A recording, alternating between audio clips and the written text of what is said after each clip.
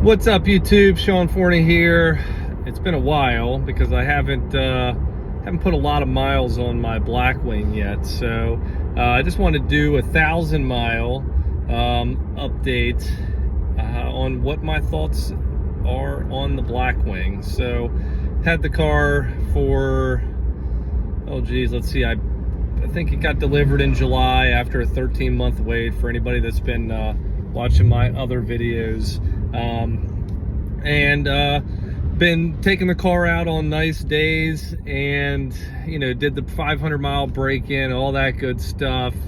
And last night was the first night, and I rarely do it at night just because we live in West Virginia, deer all over the place, so I typically don't go out and have fun at night. But I had an opportunity to drive Route 9 West, which is a beautiful road from Berkeley Springs, West Virginia to Paw Paw, freshly paved. It's where the river meets the road, so you got a lot of beautiful twisties, and it's just a really good, beautiful ride. So took the car to a meeting I had last night in Paw Paw, and holy smokes, I mean, the car is second gear with traction once the tires are warm, and third gear are just, oh my gosh, they're so amazing. It feels like third gear goes on forever. The car feels very, very confident going into turns. Very, very confident. I've said it before in other videos. Maybe I'll come around to this at some point, but I've never owned a car with carbon ceramic brakes. I feel like the modern 6-piston, 4-piston brakes, even the older ones, are really good. And unless you're dedicated to tracking your car, there's really no sense. And I don't track my cars. I'll take them to Summit Point occasionally, but it's not a dedicated track car for me, so I've never really been interested in buying or paying the extra for carbon ceramic brakes. So that being said, the braking, I do not have the carbon ceramic brakes, but the braking is on point. It's now, whenever you need it. Launch control is pretty amazing. I could have probably got the tires a little more warmed up. I did manage to get a 3.6 0 to 60 time, like 5 consecutive times, because there's some good straightaways outside of the twisties where I could stop and and really put the car through the ringer, if you will. But again, the car feels very confident, very responsive.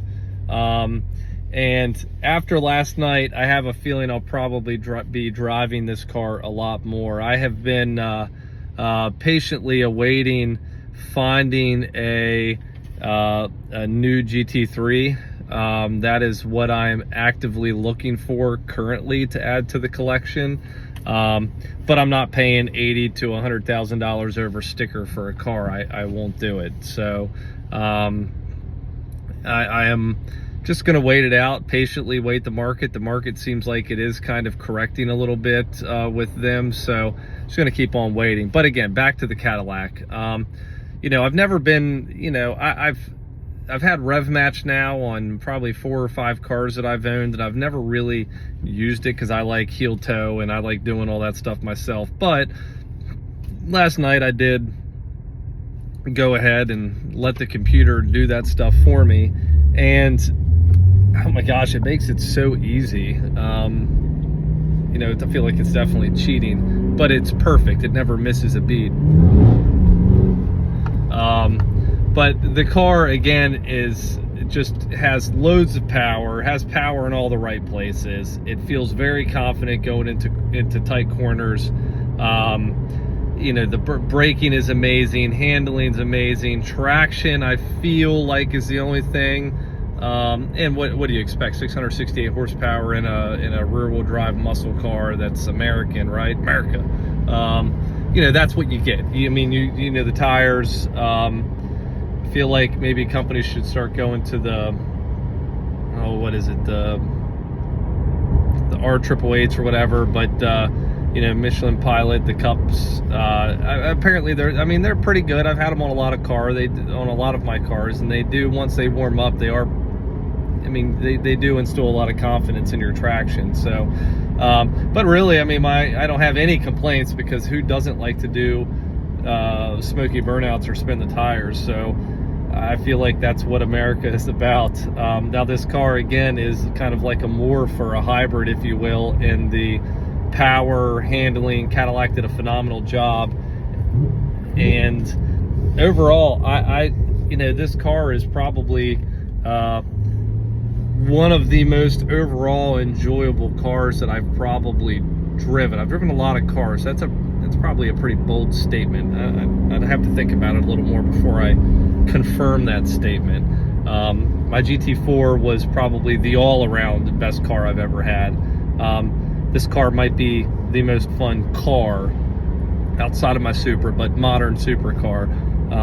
The TRX is by far my favorite truck that I've ever owned, because it's just obnoxious, and who doesn't like an obnoxious American 702 horsepower fire-breathing V8 Hellcat? I mean, with a name like Hellcat, what can you expect? But again, everybody, you know, I'm going to try to get a little bit better at doing some more videos. I've been slack and I've been super busy. You know, fall is here.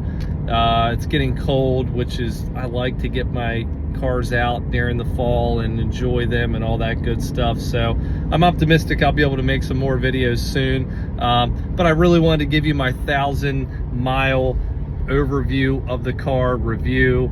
I have got used to the door handle things, the soft touch door handles, so that is no longer a problem. I figured I would come around to those. You know, it's not that big of a deal.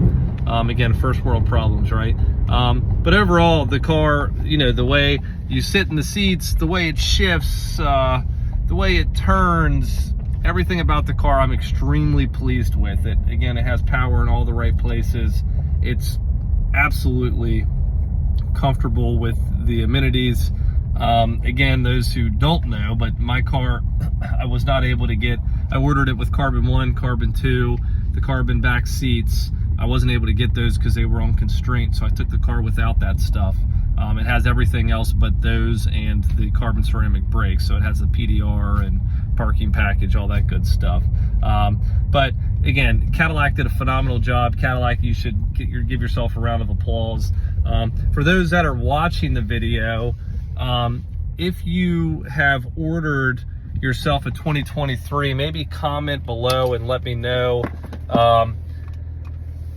what that looks like for you, because I was reading on the forums that apparently they've already stopped production on 2023s. I haven't confirmed that. I don't know that to be true or not, but that's what I read someplace. So and I saw something else again this morning that said Cadillac's estimates early on, as of now, they're going to produce 20% fewer Blackwings than they originally anticipated due to the chip shortages, which is good for everybody that has a Blackwing. I think they're going to be more limited production than originally intended. So comment below if you ordered a 2023. If you've been able to order one recently with carbon 1, carbon 2, that'd be the only thing I would do differently, would be order the carbon. So comment below. Make sure you like, subscribe. I'll try to get better at doing some more videos. Thank you all so much for watching. Have a great day.